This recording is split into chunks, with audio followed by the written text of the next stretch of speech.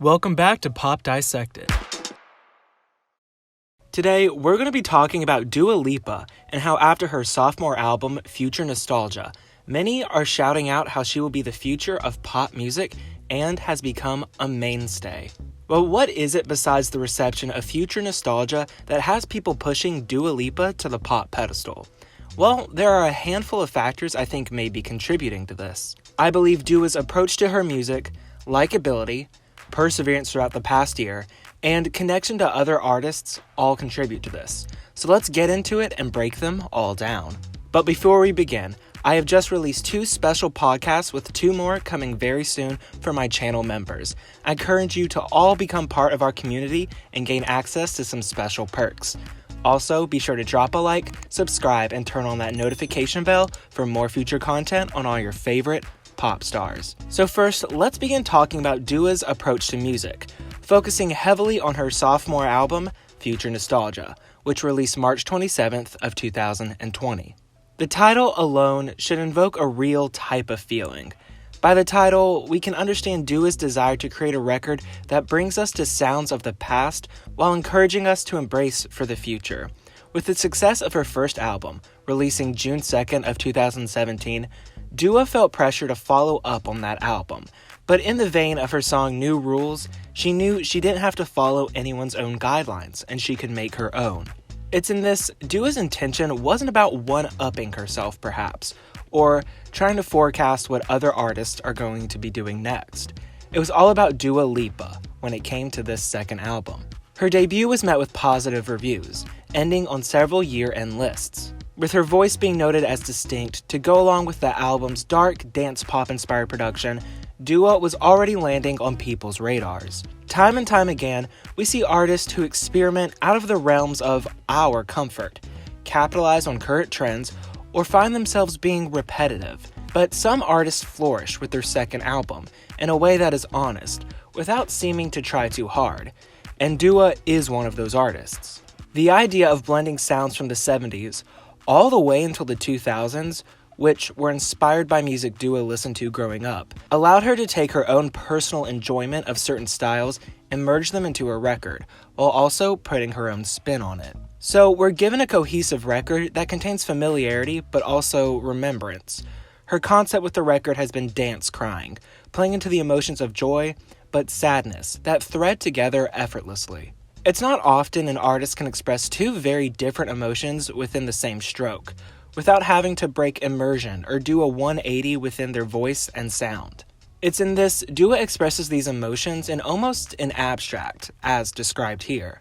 They're expressed through the music's production and her vocals, as opposed to focusing on any type of diaristic lyricism, specifically to express those emotions. This lets Dua be relatable, but not fall under the trap of song subject speculation many female artists can fall into. Not under any fault of their own, of course. We understand the stories she tells, but are not hoarded with who they could be about and their true meaning and trying to figure out their inspiration. She also states the importance of albums. In an age where we may feel artists try to chase charts with singles, it's refreshing to know the full body of work is also in consideration for some artists. Charts and positioning seem to be a focus on everyone's minds these days when it comes to singles. But an album does and should have just as much, if not more, importance. I know it won't for all, but that's my personal take. With Dua's intention to focus on the body of work, it makes its success feel that much earned and important. We've seen a lot of pop stars come and go, for one reason or another. But I think it's inarguable the emphasis of an album and its direction is what maintains some artists' career for the long haul. This curates an appreciation for albums, not just their singles.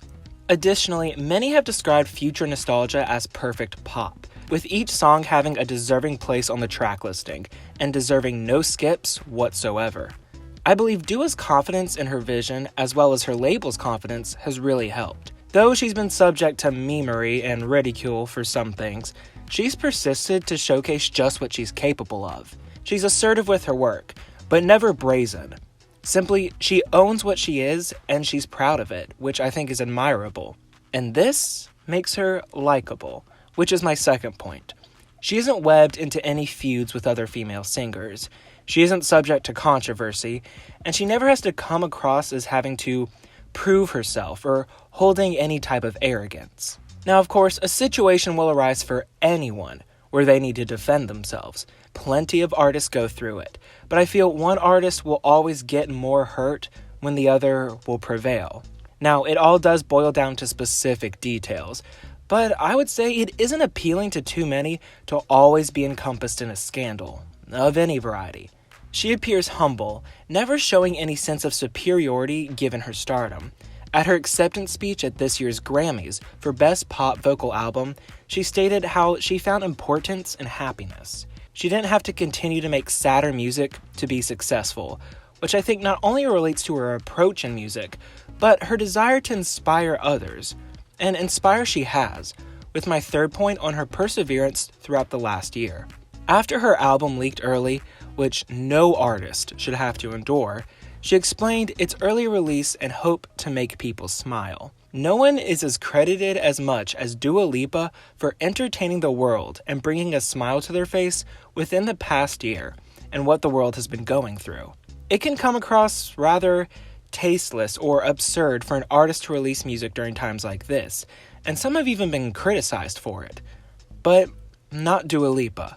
The record has been seen as an anthem for the last spring season, inspiring us to find joy, energy, and optimism amidst a grim and uncertain seeming future. Because of her approach to her music and inspirations, as well as her likable personality, Dua's efforts to spread cheer in a way that has been building up since the album's first single, and how she's remained honest with her fans, only further validated future nostalgia being seen as so impactful in those moments, and now. Dua Lipa's connection to other artists have also really helped give her mass exposure and dabble in other areas of music.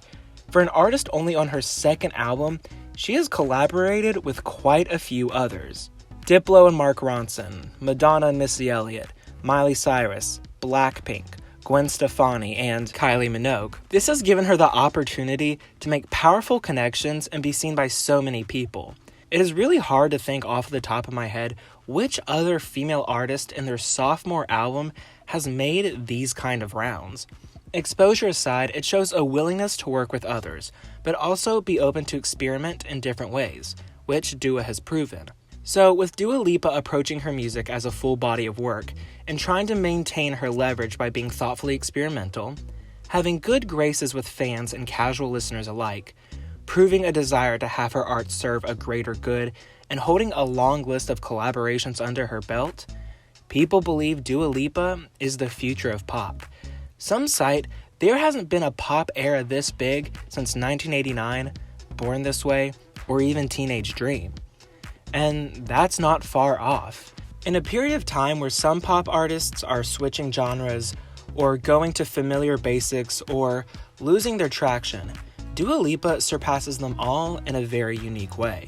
Pop music has been declining over the past decade, and to be able to pioneer an era, let alone your second one, in a way that has been so applauded, it has to mean you are carrying the torch of pop music. There's just not really another way to look at it, and that's not to say other pop artists or women in pop don't have just as much, less, or more impact. Dua Lipa has just been the loudest name, and the one everyone can't seem to get enough of. She's managed to triumph in her sophomore era despite so many odds against her. But I have to ask now, do you really think Dua Lipa is the future of pop, and is she a mainstay? Is she what we call a main pop girl? Or is she just overhyped? Is she just doing well right now? Please let me know down in the comments. Thank you so much for watching, everyone. And I'd like to give a special shout out to my Pop Icon Status channel members, Carl Dillison, Matthew Quigley, and Gerard Lang. I'd love for the rest of you to join my community of channel members. Please remember to drop a like, subscribe, and turn on that notification bell for more future content on all your favorite pop stars.